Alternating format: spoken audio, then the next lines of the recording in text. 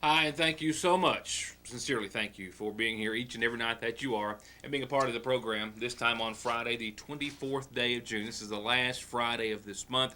It's also a day where we're starting to see some relief from a whole lot of storms. Nothing in our area to the likelihood of parts of West Virginia. We'll talk about that briefly tonight, and brief will be sentiment, if you will, throughout much of the program.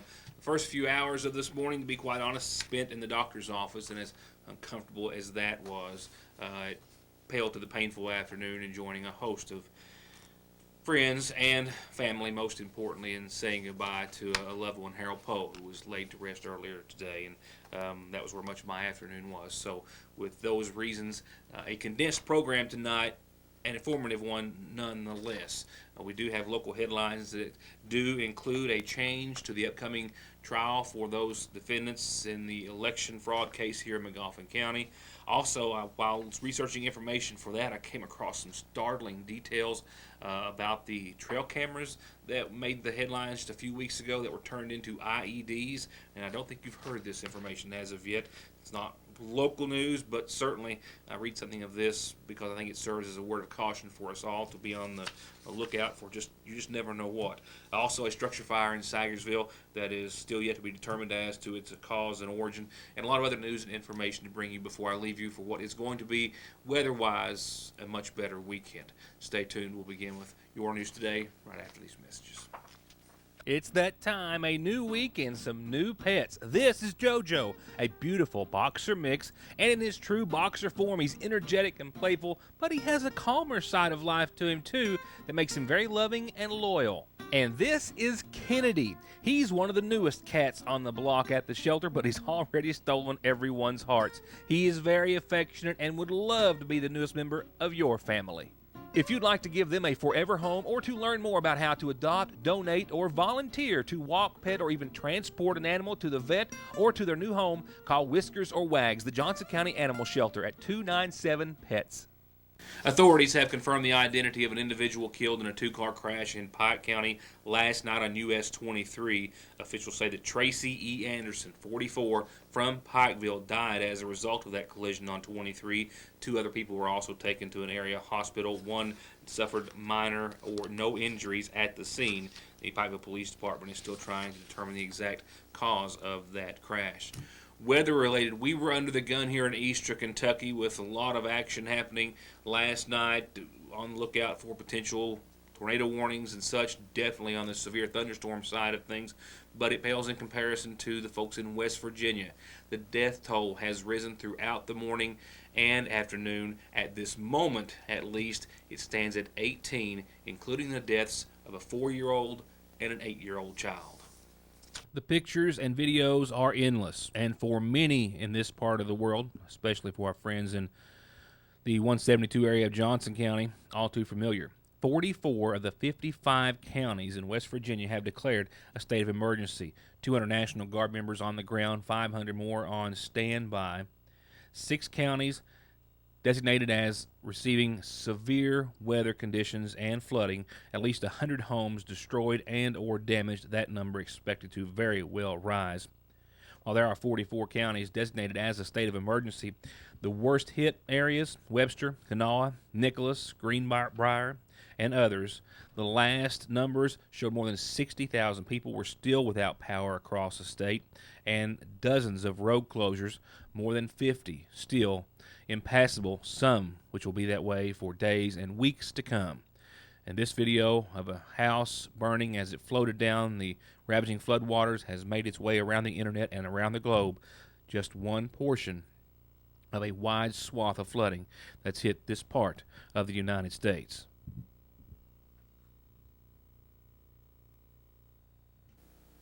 As far as power outages are concerned here in the Eastern Kentucky area, McGoffin County fared quite well, as did Johnson County. A few thousand out, actually about 3,000 out in Floyd that we're aware of. A few thousand out in Pike County. Leslie and Knott counties also seeing 1,000 or more customers out, at least upon the onset and at the early morning hour as a result of the storms that tore through yesterday evening. More headlines in a second. Right now, let's just go ahead and find out what's happening on tonight's McGoffin Farm Bureau Community Calendar. A birthday wish is what's happening. First of all, happy birthday to Johnny Howard from your wife who loves you very much. happy birthday to Johnny Howard. On the calendar, but I just received the agenda for the Sayersville City Council meeting. It is set for this coming Monday, 7 o'clock. Several items on the agenda discussing the ordinance for the annual budget and many other items. That meeting, once again, is coming Monday at 7.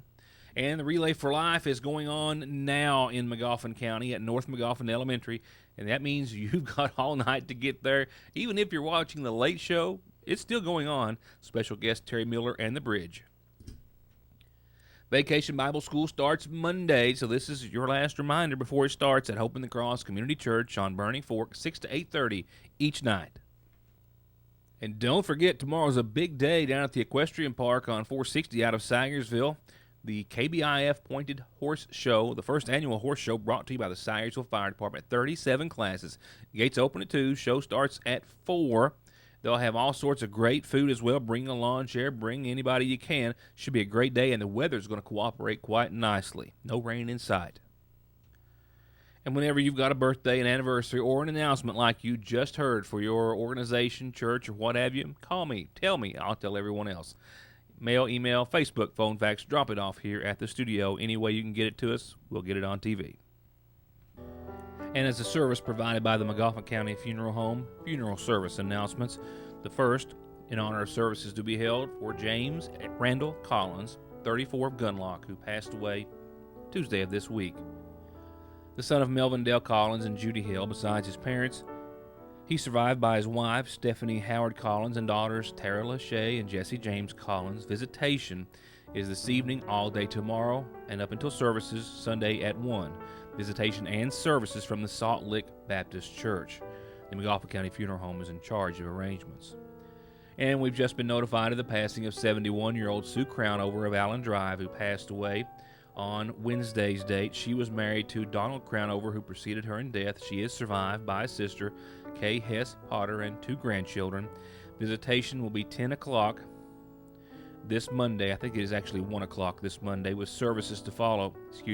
Visitation does begin Monday at 10. Services follow Monday at 1 from the Sayersville Funeral Home Chapel, and burial will follow at the Bluegrass Cemetery. Once again, visitation at 10, services at 1, all on Monday at the Sayersville Funeral Home.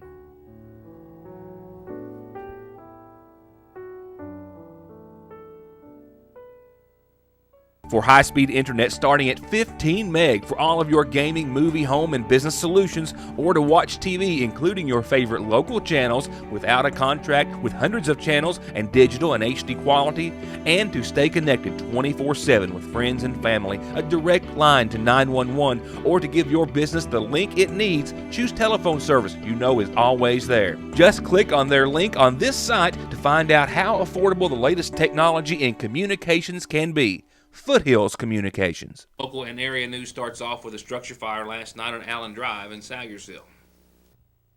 You're looking at some raw footage of the fire scene last evening. A rental property owned by Smith Patrick. The tenant was not at home upon the arrival of local law enforcement and the Sayersville Fire Department, who responded to the 911 call. A neighbor reportedly called, seeing smoke emerging from a wooden structure, a home that sits upon the bank to your left, as you'll see in just a few moments. Firemen arrived to find the smoke increasingly billowing from the eaves. They did suit up with their SCBAs. They made entry to the residence, and according to Tracy Salyer of the Sayersville Fire Department, they found in the front room, believed to be a living room, a fire that started in the upper part of the wall close to the ceiling, also next to a shelf. They were able to knock down the flames that were there relatively quick and evacuate the smoke from the residence. It's actually the second time in the past few months that they've had to respond to this incident, or this residence. The first time the tenant was burning some items in the fireplace, and that started a small fire. This occasion, however, the cause is still yet to be determined. Sager tells me that they did call the Kentucky State Police arson investigator to try to determine the exact cause and nature of the furnace, which did do some fire damage and considerable smoke damage to the structure.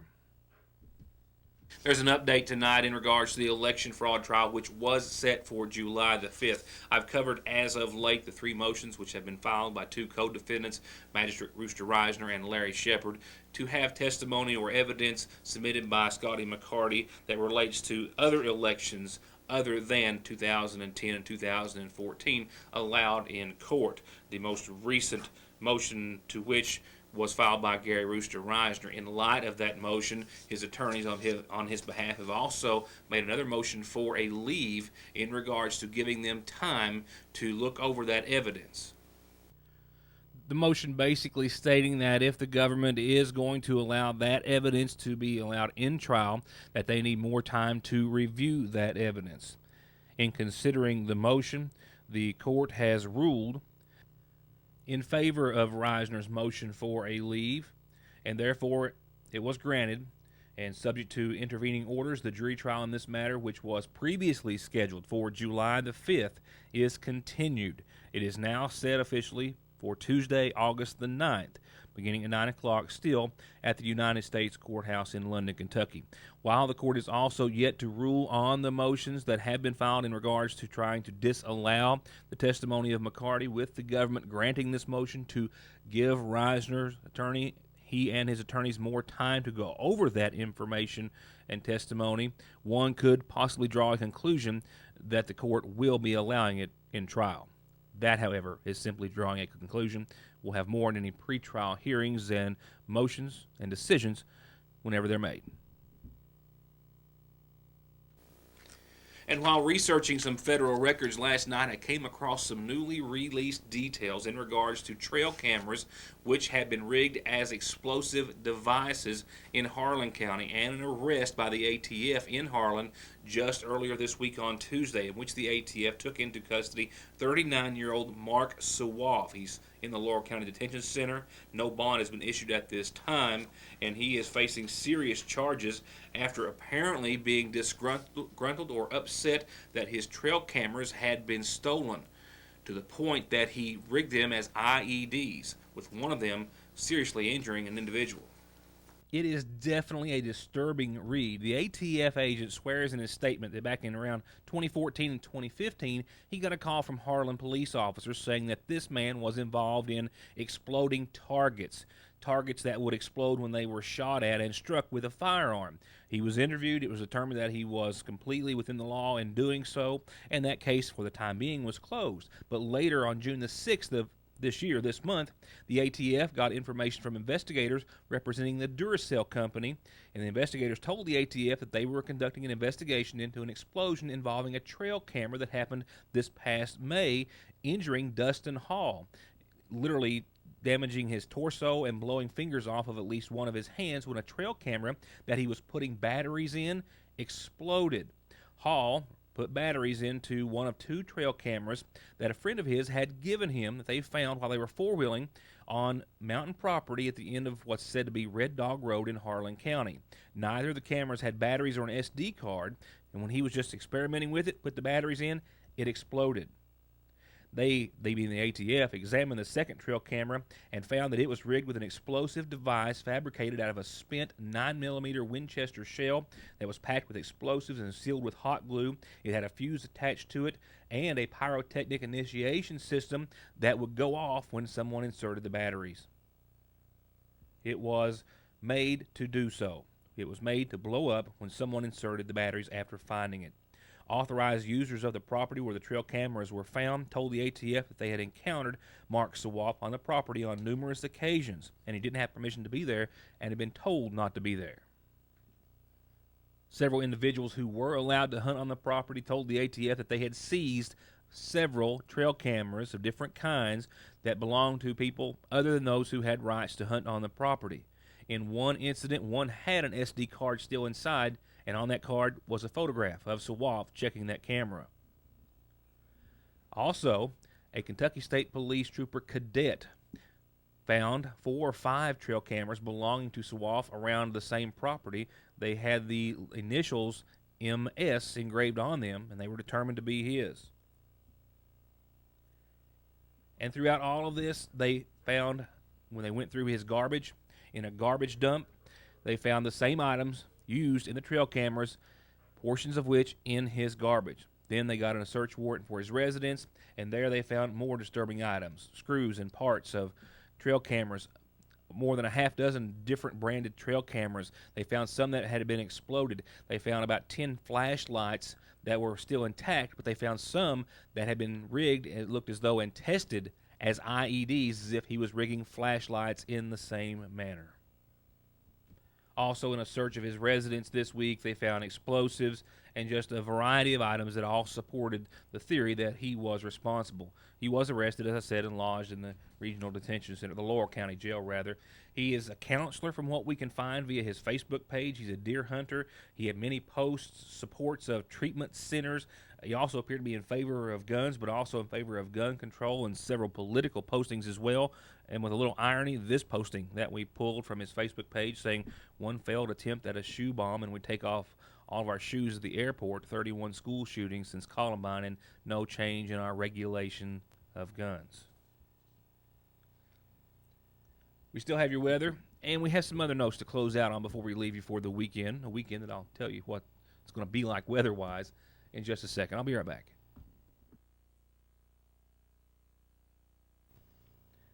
After the storms made their way through the Sayersville area and elsewhere just before dark, some truly unique and fascinating sky lighting, the shades of which I had never really seen, and they stuck around for quite some time and make for an interesting and rather attractive backdrop for tonight's forecast, which is looking up for your weekend. Definitely an improvement. We're going to wrap up the storms, at least for now, until the first of the week. Your Licking Valley RECC forecast paints a picture of 66 degrees tonight, partly cloudy skies. Look for some areas of patchy, dense fog after 2 a.m., and that dense fog will linger into the morning before 9 or so, otherwise sunny. 86. Humidity levels will be felt, not as bad as Sunday. A low of 67 on your Saturday. Mostly clear skies, start to finish after the fog. It's going to be a really nice Saturday, calm, clear, dry out, all those who need it, or at least go in that direction. Sunday, we'll get close to 90. Humidity levels will also be a little more noticeable. A low of 69, sunny skies, and I think we'll even see clear or partly cloudy skies Sunday evening. Now, you'll notice a 30% chance of showers late. Right now, I've got that window painted at about after 1 a.m. or so, technically into your Monday morning. With showers and thunderstorms likely on the first day of next week, mainly after 1 o'clock, but possible earlier. Mostly cloudy, 84, 66. That threat of showers actually is just for Monday afternoon, and early Monday evening. It wanes by Monday night. And then Tuesday, we clear up, and we'll see the low 80s. Check this out, 83, mostly sunny, partly cloudy, dry across the board. Wednesday's daytime high, 79, and mostly sunny. And Thursday of next week, maybe 80 degrees, 81, with more sunshine and comfortable conditions. And while my body and mind have both been elsewhere, as I referred to at the start of the program earlier, and this is an abbreviated program, I want to thank you for being a part of it, and we just couldn't simply not mention tonight the passing of bluegrass music patriarch Ralph Stanley, who passed away at the age of 89. I think everyone who is watching this is already very well aware of this, as is everyone else in the music world, and we're not just referring to the bluegrass music world either. Heavily influenced by Grand Ole Opry star Bill Monroe, he and his brother fused Monroe's rapid rhymes with the mountain folk songs from groups such as the Carter Family, who hailed from the same rocky corner of Virginia as did they. After Carter's death, though, Ralph drew deeper into his Appalachian roots. He adopted the a cappella singing style of the Primitive Baptist Church in which he was raised. He reformed the Clinch Mountain Boys, and the rest is an absolutely wonderful, entertaining history. At the age of 73, he actually brought in a whole new category and age group, a new generation of fans, with his a cappella "Oh Death" from the hit movie "Oh Brother, Where Art Thou?" That soundtrack was a runaway hit, and it just rejuvenated his career at that age. The Grammy Award-winning artist will forever be known